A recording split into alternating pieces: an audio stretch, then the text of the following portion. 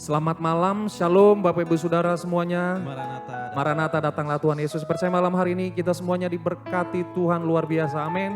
Kita bersuka cita dan bersyukur memasuki bulan yang baru. Saya percaya selalu ada anugerah dan kemurahan Tuhan. Kasih setia Tuhan selalu baru, tidak pernah habis-habisnya buat saya dan saudara, amin.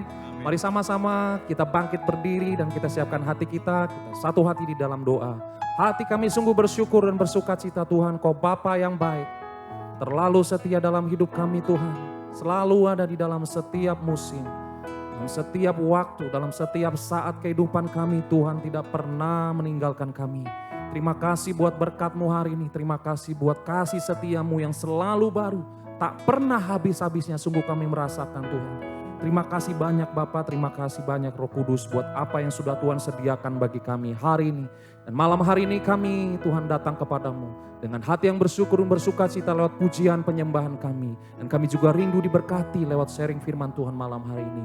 Terima kasih Bapa di surga, di dalam nama Tuhan Yesus. Mari bersama-sama kita katakan amin. Kita berikan tepuk tangan yang meriah buat Tuhan kita, Yesus Kristus. Haleluya. Terima kasih Tuhan buat kasih setia-Mu selalu baru bagi kami.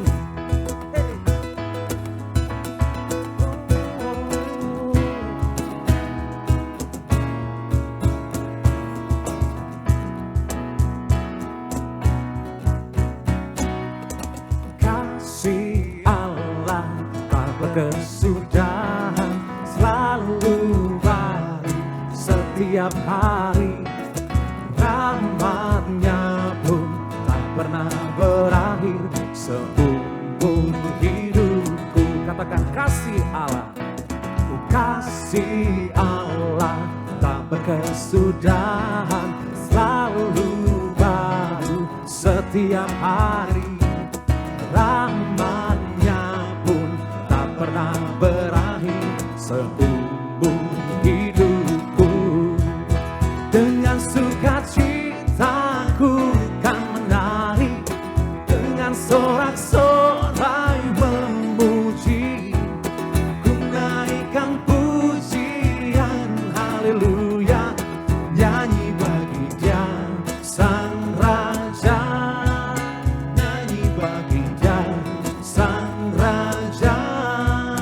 Dengan sukacitaku kan menari, dengan sorak-sorai memuji, ku naikkan pujian haleluya, nyanyi bagi Dia Sang Raja, nyanyi bagi Dia Sang Raja. Kasih Allah tak berkesudahan, selalu baru setiap hari. Hey. Rahmat-Nya pun tak pernah berakhir seumur hidup. Sama-sama katakan dengan sukacita. Sukacitaku kan menari, dengan sorak-sorai memuji, ku naikkan pujian haleluya, nyanyi bagi Dia Sang Raja, nyanyi bagi Dia Sang Raja. Dengan sukacita ku kan menari, dengan sorak-sorai memuji, ku naikkan pujian haleluya, nyanyi bagi Dia Sang Raja. Oh nyanyi bagi Dia Sang Raja.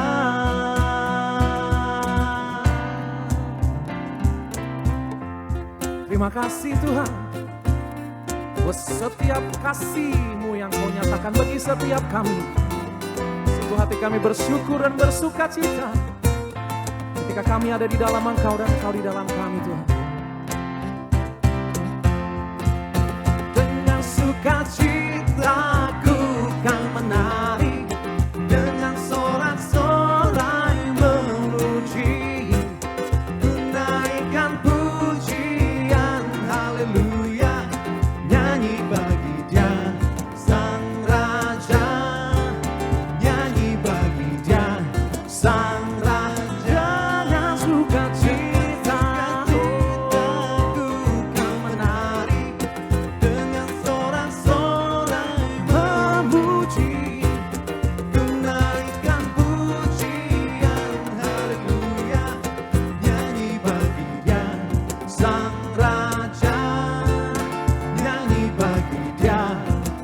Dengan segenap hati katakan dengan sukacita. Dengan sukacita ku kan menari, dengan sorak-sorai memuji, ku naikkan pujian, haleluya, nyanyi bagi Dia Sang Raja.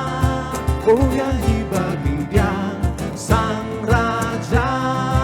Dengan sukacita ku kan menari, dengan sorak-sorai memuji, ku naikkan pujian, haleluya, nyanyi bagi Dia Sang Raja, nyanyi bagi Dia Sang Raja. Katakan nyanyi. Nyanyi bagi Dia Sang Raja. Selamanya. Oh,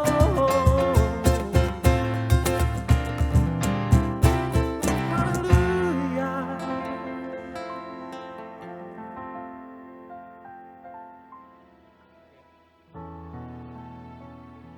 Terima kasih Tuhan Yesus. Kerinduan kami Tuhan, kami terus ada di dalam hadirat-Mu, bahwa kami terus masuk menikmati kasih Tuhan, menikmati kasih-Mu. Oh Yesus Tuhan, hati kami rindu tinggal di dalam-Mu. Kuriarala batakarala syandarala bayarala.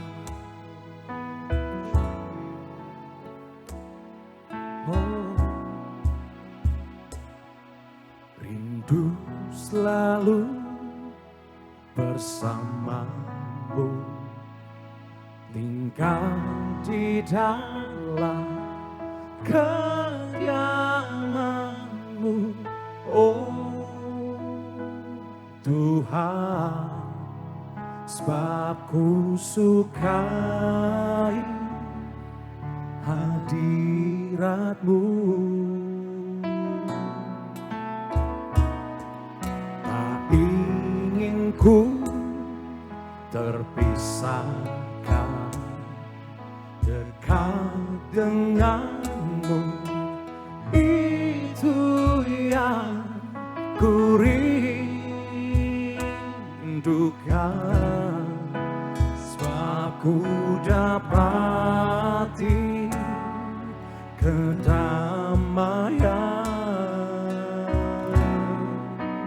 ku nikmati keindahan dan keagungan-Mu. Oh Tuhan, ku nikmati keindahan-Mu, menyembah dengan segenap hatiku.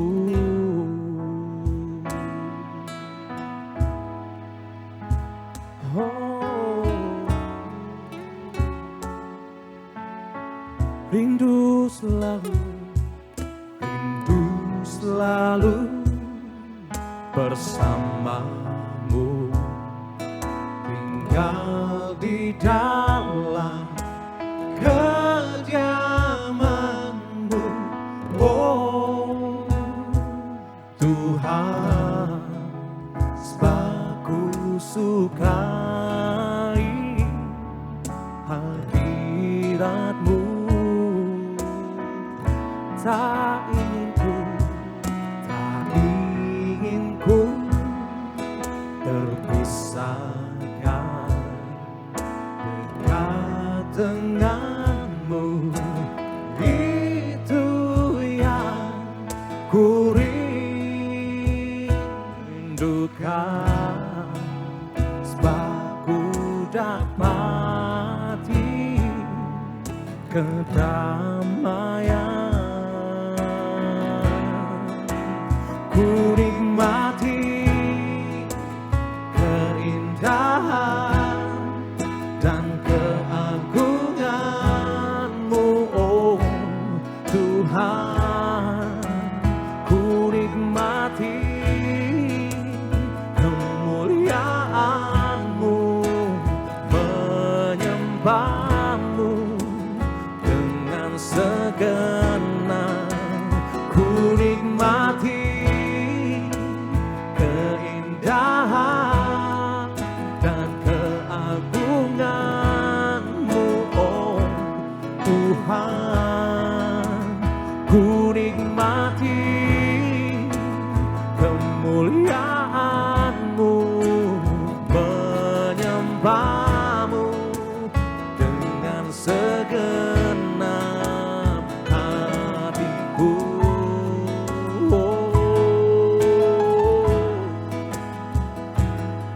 Menikmati bersama-Mu, Yesus.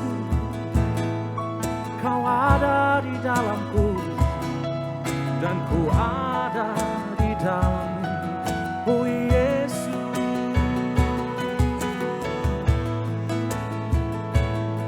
Terima kasih Tuhan, hadirat-Mu mengubahkanku, hadirat-Mu, kekudusan-Mu membawaku, memuaskan jiwaku.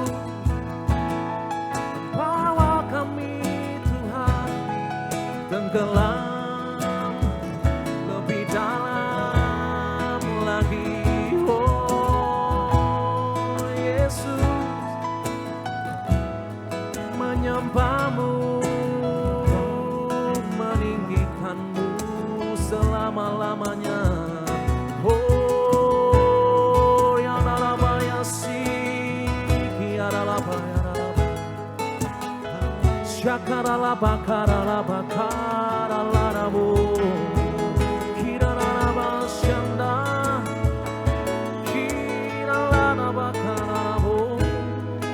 Ya raba shi. Kira raba ya raba ya raba. Shara raba ya raba ya raba. Yaraba sandara rabo. Mari sama-sama kita angkat kedua tangan kita di hadapan Tuhan. Ku nikmati keindahan dan keagungan-Mu, oh Tuhan. Ku nikmati kemuliaan-Mu, menyembah-Mu dengan segenap. Oh, ku nikmati keindahan dan keagungan-Mu, oh Tuhan. Ku nikmati kemuliaan-Mu, menyembah-Mu dengan segenap. Ku nikmati keindahan dan keagungan-Mu, oh Tuhan. Dan ku nikmati kemuliaan-Mu, menyembah-Mu dengan segenap hatiku. Menyembah-Mu dengan segenap hatiku. Menyembah-Mu dengan segenap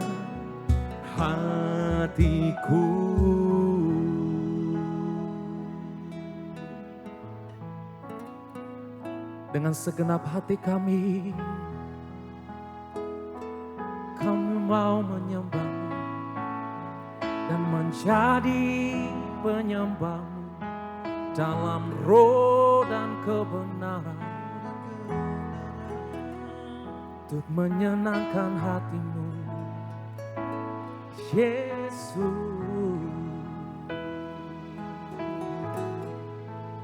Terima kasih Bapa. Ajar kami Tuhan, bawa kami Tuhan, bentuk setiap kami menjadi penyembah-penyembah yang benar di hadapan-Mu, yang hidup kami menyenangkan hati-Mu ya Tuhan. Sebab itulah persembahan yang kudus yang berkenan kepadamu ya Tuhan. Kami buka hati kami untuk firman Tuhan. Malam hari ini kami siap diberkati. Dalam nama Tuhan Yesus. Mari Bapak Ibu Saudara sama-sama kita katakan. Amin. Selamat datang di Cool Online malam ini. Cool Online Rayon 17. Semoga ini bisa memberkati Bapak Ibu sekalian. Sebelum kita mulai, kita berdoa lebih dahulu. Tuhan Yesus, kami mengucap syukur buat hari ini kalau kami sudah berkumpul untuk mendengarkan firman-Mu. Ajar setiap kami Tuhan mengerti akan tuntunan Tuhan atas hidup kami sehingga kami bertumbuh. Ajar hamba Tuhan sehingga hamba bisa menyampaikan isi hati-Mu sehingga yang mendengarkan itu bisa mengerti akan rencana Tuhan atas hidup kami Tuhan. Kami percaya, kami serahkan semua di dalam nama Tuhan Yesus. Haleluya, amin. Malam ini Bapak Ibu, kita akan membahas tema yang berjudul Going Deeper in Worship. Going Deeper in Worship itu mempunyai arti kita pergi untuk masuk yang lebih dalam Bapak Ibu. Di dalam penyembahan kita. Tapi sebelum kita bahas tentang going in worship ini, kita mesti mengerti dulu mengapa kita harus menyembah Tuhan.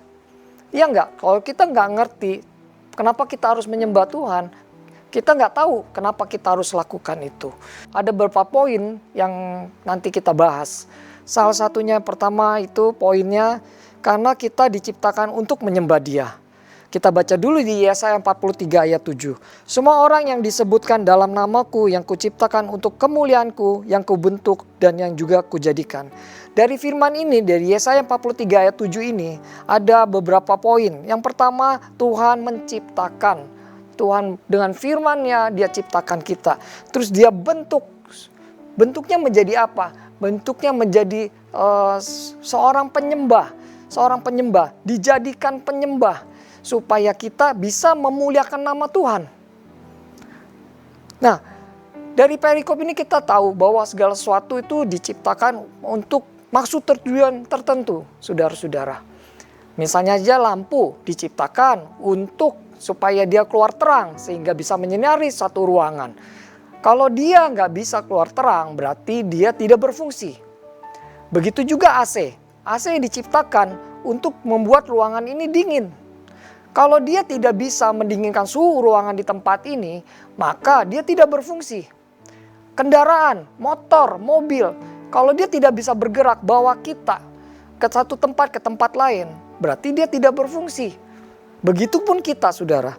Dari tema, dari firman yang kita lihat hari ini, dikatakan bahwa Tuhan itu menjadikan kita, Tuhan itu menciptakan kita, membentuk kita supaya kita untuk memuliakan nama Tuhan. Kalau kita tidak bisa memuliakan Tuhan, kita tidak berfungsi secara yang Tuhan inginkan. Makanya kita harus berfungsi sesuai inginkan, kita harus menjadi penyembah Tuhan. Karena kita makhluk penyembah Tuhan, maka yang harus disembah itu Tuhan. Tapi kalau kita tidak menyembah ke Tuhan, berarti kita menyembah yang lain. Bisa saja keegoisan kita yang kita sembah. Mungkin pangkat kita, kedudukan, mungkin uang kita. Semuanya itu bisa kita sembah. Bahkan mungkin kita bisa nyembah dukun, bisa nyembah setan mungkin. Kalau kita sampai menyembah yang bukan menyembah Allah, maka kehidupan kita akan mengalami keperosotan. Kehidupan kita akan menjadi murtad. Kehidupan kita akan menjadi tidak menentu arahnya kemana. Karena kita tidak ada tuntunan dari Tuhan. Contohnya Salomo. Salomo dulu ketika menyembah Tuhan, sungguh-sungguh cari Tuhan setiap hari. Apa yang terjadi atas Salomo? Dia diberikan hikmat yang luar biasa. Sampai terkenal di seluruh bangsa-bangsa. Semua raja-raja mengakui tentang hikmatnya Salomo. Mempunyai kerajaan yang besar, mempunyai kedudukan yang hebat, mempunyai harta yang besar. Semua yang diinginkan oleh orang-orang itu ada pada Salomo. Salomo ketika dia tidak menyembah Allah lagi, maka dia menyembah Allah yang lain. Allah yang disembah oleh istri-istrinya. Apa yang terjadi saudara? Ketika dia tidak menyembah Allah lagi, mengalami kemerosotan. Negaranya tidak aman lagi. Tampil raja-raja baru yang akan menyerang negara Israel. Kerajaan Israel. Akhirnya Salomo berakhir dengan kesedihan, saudara. Akhir hidupnya dicatat di Alkitab bukan penuh kemenangan seperti Daud, tapi dia jatuh di dalam dosa, saudara-saudara. Jadi kita adalah penyembah, kita harus menyembah Allah. Itu poin pertama, saudara. Poin kedua, kenapa kita harus menyembah Tuhan? Yang kedua itu karena Tuhan sudah baik buat kita. Tuhan sudah memberikan anugerah yang besar. Mari kita baca di 1 Petrus 2 ayat 9. Namun kamu adalah bangsa yang terpilih, imamat yang rajani, bangsa yang kudus, umat kepunyaan Allah sendiri. Supaya kamu dapat memerintahkan kebaikan-kebaikannya yang telah memanggil kamu keluar dari kegelapan menuju kepada terangnya yang ajaib. Dari ayat ini kita tahu bahwa Tuhan Yesus itu telah tebus kita, saudara. Tuhan yang begitu berkuasa, Tuhan yang punya segalanya, Tuhan yang kekal, Tuhan yang tidak dibatasi dengan kematian, itu mau turun ke dunia, disalib, supaya darahnya tercurah buat kita, saudara. Supaya kita itu bebas, dibawa dari kegelapan menuju ke terang. Kalau kita menyadari kebaikan Tuhan, penebusan yang telah Dia lakukan, kita pasti mau untuk menyembah Allah. Menyembah Tuhan Yesus. Untuk satu-satunya Tuhan yang Allah yang kita sembah. Karena begitu besar kasih-Nya kepada kita, saudara. Jadi kenapa kita harus menyembah Tuhan? Yang pertama, saudara, karena kita ini dijadikan untuk menyembah, untuk memuliakan Tuhan. Yang kedua, kenapa kita menyembah Tuhan? Karena Tuhan Yesus sudah baik buat kita, saudara. Penyembahan itu seperti apa? Kadang kita pikir penyembahan itu kita datang ke gereja. Atau kita pikir penyembahan itu kalau kita itu nyanyi dengan suara yang bagus. Atau kita pikir kalau penyembahan itu kita sambil nangis. Atau loncat-loncat dengan nyanyi pujian. Kalau di anak-anak muda, mereka loncat-loncat, mereka di dalam hati mereka itu menyembah Tuhan. Itu benar. Itu adalah salah satu penyembahan. Tapi bukan itu yang Tuhan mau saja. Dikatakan di Matius 15 ayat 8-9, bangsa ini memuliakan aku dengan bibirnya, padahal hatinya jauh daripadaku. Percuma mereka beribadah kepadaku, sedangkan ajaran yang mereka ajarkan adalah perintah manusia. Dari firman ini kita tahu, ini kejadiannya ketika Tuhan Yesus itu menegur orang-orang Farisi dan ahli Taurat. Orang-orang Farisi dan ahli Taurat ini memiliki ibadah yang baik. Mereka datang di ibadah, mereka duduk di paling depan, mereka nyanyi dengan sungguh-sungguh. Tapi di dalam hati mereka itu tidak ada Tuhan. Mereka menyembah Tuhan, sepertinya menyembah Tuhan. Padahal di dalam hatinya mereka tidak menyembah Tuhan. Menyembah Tuhan itu punya pengertian yang lebih dalam. Bukan hanya tentang ibadah, bukan hanya tentang kita loncat atau nangis. Menyembah Tuhan itu bukan hanya berbicara tentang itu saja. Menyembah Tuhan itu berbicara tentang hubungan. Berbicara tentang kedekatan kita sama Tuhan, sama yang disembah. Apapun keadaan, baik itu buruk, baik itu waktu kita senang, waktu kita sedih, itu tidak mempengaruhi. Tapi hubungan ini yang buat kita menyembah Tuhan. Ini yang dimaui oleh Tuhan Yesus, saudara. Sadrak, Mesak, dan Abednego, mereka orang-orang yang sayang sama Tuhan. Setiap hari mereka datang menyembah Tuhan. Mereka percaya sama Tuhan. Dan mereka tidak ada dalam hati mereka Allah lain selain Tuhan. Apa yang terjadi ketika dia dihadapkan oleh Nebukadnezar? Karena Kasdim itu menyuruh untuk menyembah patungnya Nebukadnezar. Kalau tidak menyembah patung, dalam waktu seminggu mereka akan dihukum. Ketika didengar oleh raja bahwa Sadrak, Mesak, Abednego tidak mau menyembah patung, raja marah sekali. Akhirnya mereka dihukum, mereka dibawa, mereka ditanyain, mungkin kalau kamu nggak mau nyembah maka kamu akan dihukum. Tapi mereka menjawab, saya tidak akan menyembah selain menyembah kepada Allah. Apa yang terjadi? Raja marah, saking marahnya dia minta mereka dibakar, dimasukkan dalam tungku, dan itu apinya sangat besar sekali, saudara. Tapi apa yang dibilang oleh Sadrak, Mesak, Abednego? Sadrak bilang gini, walaupun Allah sampai tidak tolong kami saat ini, kami tetap menyembah Allah. Tidak ada lain, hanya Allah. Akhirnya mereka dimasukkan ke dalam tungku dan terjadi mujizat karena Nebukadnezar melihat bukan 3 orang yang dimasukkan dalam tungku, tapi di situ ada 4 orang. Terus ketika mereka dikeluarkan, mereka masih hidup. Terpujilah Tuhan. Ini arti penyembahan. Tidak melihat keadaan, saudara. Waktu kita senang kita nyembah Tuhan, waktu kita sedih kita nyembah Tuhan. Bukan waktu sedih saja kita menyembah Tuhan, waktu senang kita babai Tuhan. Tidak ada, penyembahan itu berbeda dengan ibadah. Penyembahan itu lebih dekat sama Tuhan, lebih dalam. Nah, ketika kita mulai seperti itu, kita akan punya sesuatu yang baru kalau kita dekat sama Tuhan.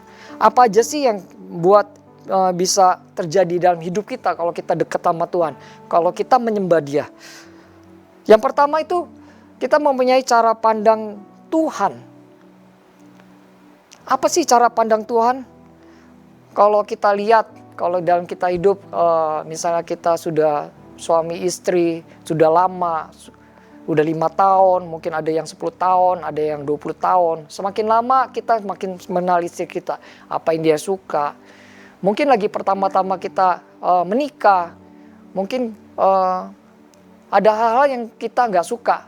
Dan mungkin juga ada hal-hal yang dia nggak suka. Misalnya dia suka pakai baju hitam, saya nggak suka baju hitam. Tapi ketika kita sudah menikah, ketemu setiap hari, kita tahu lama-lama mungkin saya juga bisa suka dengan baju hitam.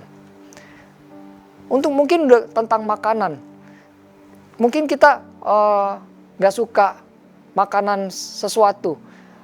Dulu, saudara, saya itu suka sayur, tapi istri saya itu nggak suka sayur. Dia lebih suka makan masakan seperti daging dan lain-lain. Tapi saya suka sayur. Tapi ketika kami sudah menikah, sudah 15 tahun lebih, apa yang terjadi? Sekarang dia suka sayur dan sering masak sayur. Dan kami akhirnya suka sayur samaan. Nah, begitu juga kita. Kalau kita sering ketemu Tuhan, kita punya pandangan yang sama dengan Tuhan.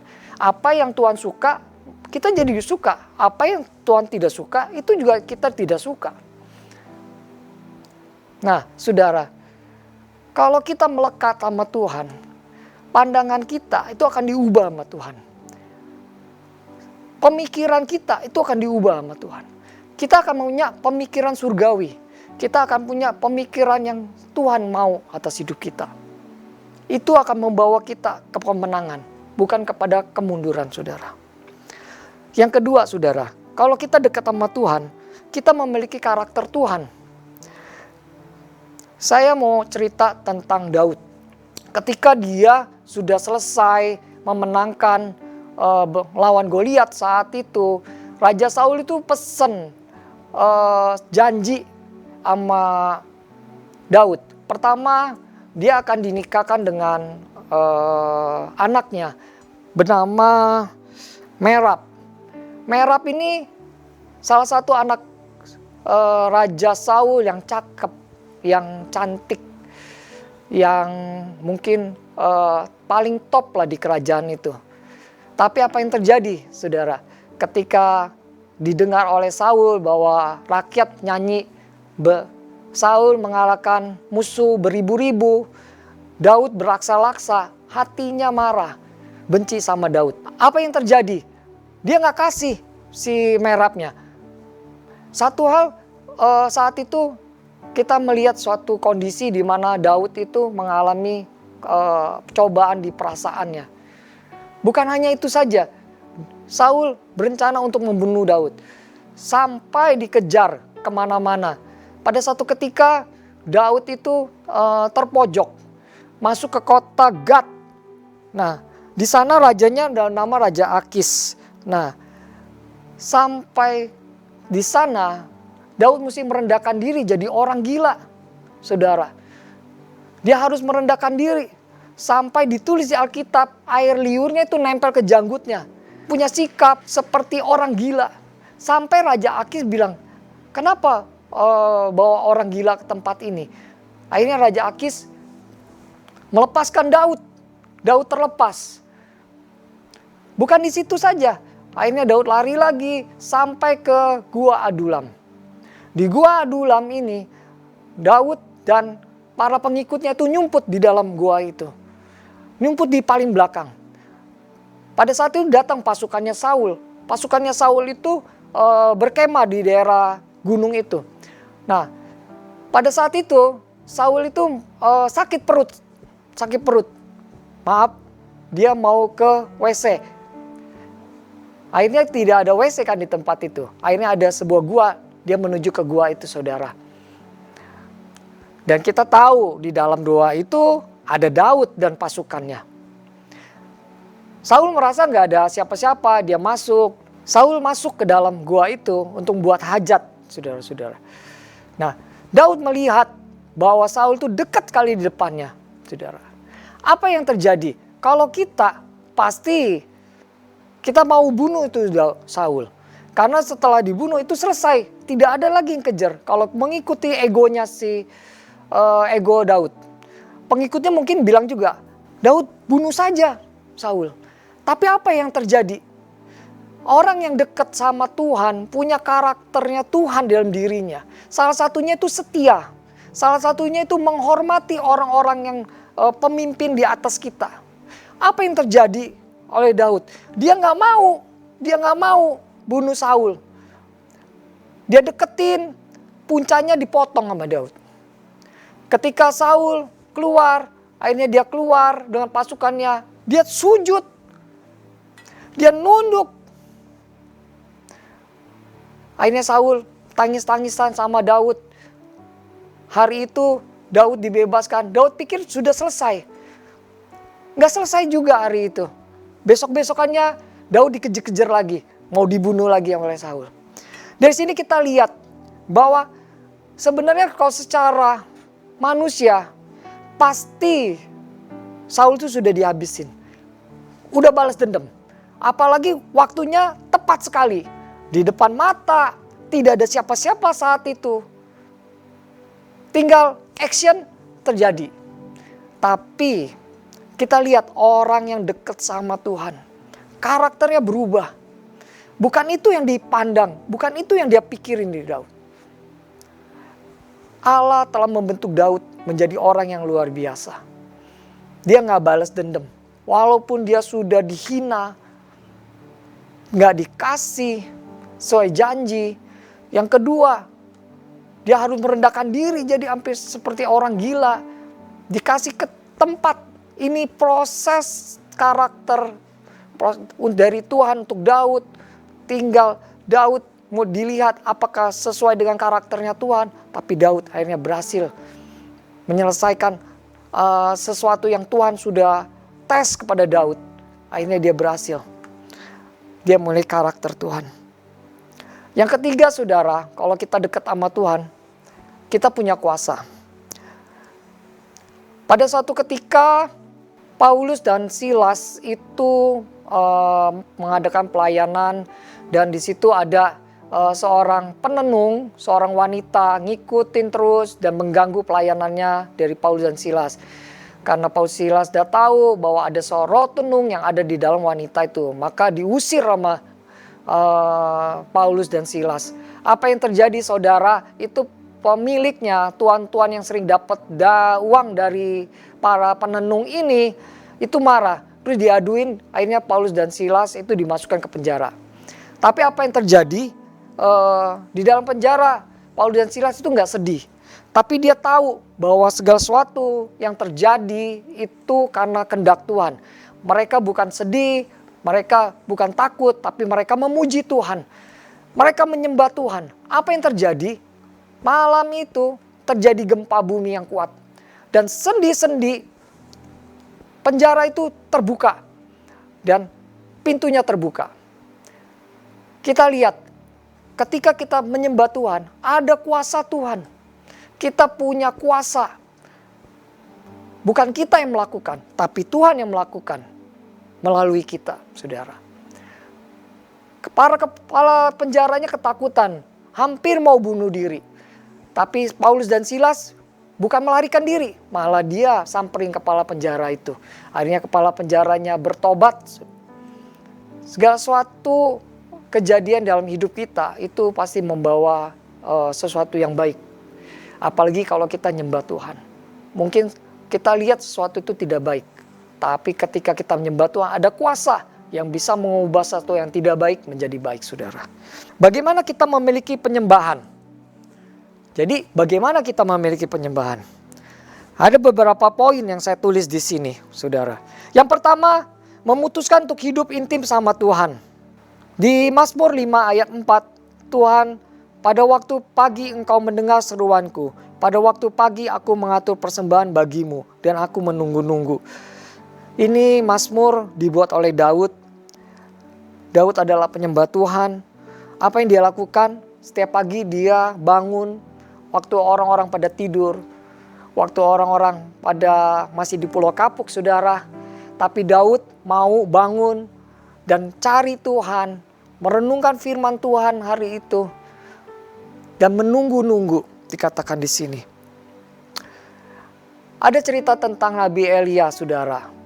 Elia itu pada saat itu berhadapan dengan Baal, dengan Raja Ahab.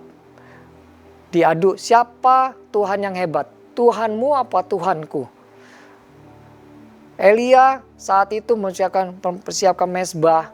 Dan apa yang terjadi, saudara? Mezbah yang dia siapkan, itu dia kasih sesuatu yang bukan yang biasa, saudara. Apa yang dia kasih? Air. Setelah mezbah itu siap, dituang dengan air. Air pada saat itu sangat mahal, saudara. Saat itu sudah kemarau 3 tahun 6 bulan. Air itu mahal sekali. Untuk minum mungkin orang cuma minum berapa tetes untuk hidup aja. Tapi saat itu Elia kasih air. Dia minta air untuk persembahan itu. Sesuatu yang mahal. Apa yang terjadi, saudara? Api menyambar dan mezbah itu, persembahan itu diterima sama Tuhan. Kita lihat di sini, kita belajar bahwa kalau kita mau memiliki penyembahan, kita mesti bayar harga, saudara. Sesuatu yang mahal, suatu korban. Mungkin kita bangun tidur, enak-enak tidur, kita mesti bangun pagi.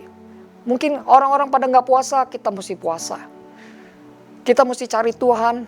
Tapi itu kalau kita lakukan pertama mungkin kita berat. Mungkin nggak enak. Itu namanya korban. Ada waktu. Ada yang mesti dilatih setiap hari. Tapi apa yang terjadi kalau kita lakukan? Kita akan jadi penyembah-penyembah Tuhan. Penyembah Tuhan. Yang kedua, kita mesti sering cari Tuhan. Bukan aja waktu pagi. Sering cari Tuhan. Kalau kita lagi pacaran, kita sering cari pacar kita. Pagi-pagi kita telepon, lagi ngapain? Siang kita telepon, lagi ngapain? Nanti jam 3, jam 2 tanya lagi ngapain? Kita tanya terus. Mungkin jam 5 kita telepon lagi, mau makan di mana? Kita mau ketemu terus setiap hari. Tapi sama Tuhan kita pernah nggak nanya terus? Cari Tuhan terus. Yang kedua, kita mesti sering cari Tuhan. Kita mesti sering nanya-nanya aman. Terus, tapi kan Tuhan nggak jawab. Tuhan nggak bisa kita dengar suaranya. Tuhan bisa bicara banyak. Kalau kita sering renungan firman Tuhan, Tuhan bisa bicara dari firman Tuhan. Tuhan bisa bicara dari tetangga sebelah. Mungkin waktu kita nyanyi kita bisa dengar suara dari arti dari nyanyi itu bisa menjadi jawaban yang kita tanya. Mungkin dengan kejadian-kejadian kita bisa tahu apa jawaban Tuhan atas pertanyaan kita. Kalau kita jadi seperti anak, kita tanya terus sama bapaknya. Pasti bapaknya senang. Nggak mungkin bapaknya nggak senang. Yang ketiga, kita mesti mengucap syukur, saudara. Mengucap syukur. Apapun yang terjadi dalam hidup kita. Baik-baik, baik itu buruk, semuanya yang kita mengucap syukur. Dan itu akan mendatangkan. Ketika kita mulai mengucap syukur buat setiap keadaan kita, maka penyembahan kita semakin dalam. Maka kita akan melihat Tuhan, mengenal Tuhan dengan lebih lagi, saudara. Yang keempat, kita berjalan bersama Tuhan. Apapun yang terjadi, jangan pernah tinggalkan Tuhan. Berjalan sama Tuhan. Dengan arti kita mengikut apa yang Tuhan perintahkan. Ketika kita berdoa, Tuhan perintahkan sesuatu, maka kita berjalan. Nah, kalau kita sudah memutuskan untuk hidup intim dengan Tuhan yang pertama. Yang kedua, sering cari Tuhan. Yang ketiga, sering tanya, mengucap syukur, berjalan sama Tuhan. Maka saya percaya, penyembahan kita bukan penyembahan yang biasa lagi. Penyembahan kita akan masuk ke namanya penyembahan yang dalam. Deeper worship. Saya akan akhiri khotbah saya hari ini dengan cerita tentang anak saya. Anak saya itu dulu waktu kecil kita pernah ke pantai. Terus biasa seorang tua mau ajak anaknya berenang. Yuk kita ajak, ayo. Saya ambil anak saya, ayo berenang. Tapi dia nggak mau. Dia cuma mau main di pasir, dia nggak berani masukin kakinya di air. Dia merasa air itu sesuatu yang bisa membahayakan dia. Dia takut. Iya papi tolongin, papi pegangin. Pakai pelampung di tangan. Pasti nggak mau dia. Dia bilang nggak mau. Dia nggak mau ngelakuin. Dia nggak tahu kenapa dia harus berenang gitu.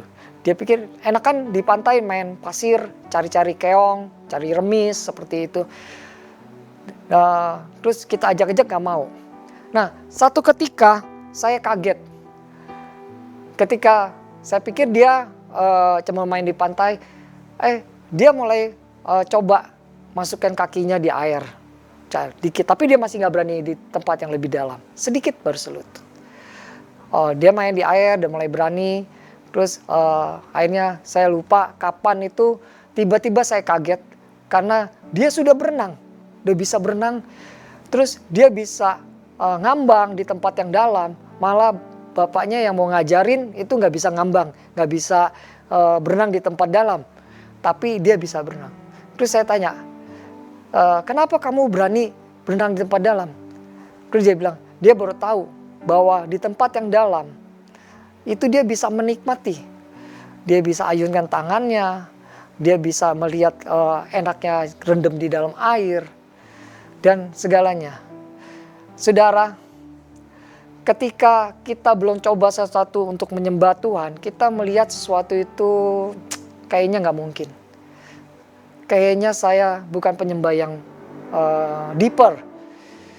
Kita nggak berani masukin kaki kita ke dalam air seperti anak saya. Tapi Tuhan mau kita masukin.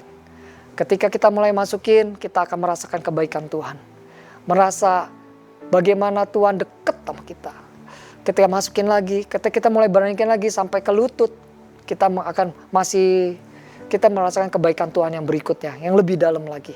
tapi masih ada ego kita. Masih ada kedagingan kita. Kita masukin lagi sampai ke pinggang. Kita mulai berjalan setengah kita, setengahnya Tuhan. Kita masih mengandalkan diri kita setengah, Tuhan setengah.